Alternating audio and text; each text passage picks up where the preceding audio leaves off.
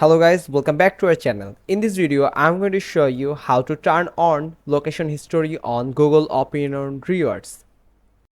Actually, there is no option to turn on your location history on Google Opinion Rewards. But don't worry, if your location history is turned off, you can turn on your location history by Google account settings. First, you have to click on your profile at the top right corner, then click on Google account. Now, from here, you can go to the data and privacy to locate your location history, or you can search for location history on the search tab. You just need to type location history. And here you will find the location history option. Click on it. And in this account controls section, you scroll down and you will find the location history, and as you can see, it is now turned on in my device, but I can turn off this by clicking on this drop down menu. Yeah, I can turn off.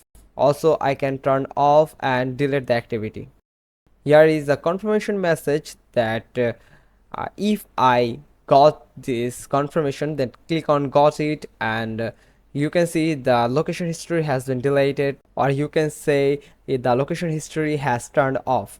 Now, if you want to turn on the location history, click on this turn on button, and here is a confirmation message. Click on turn on and then click on got it.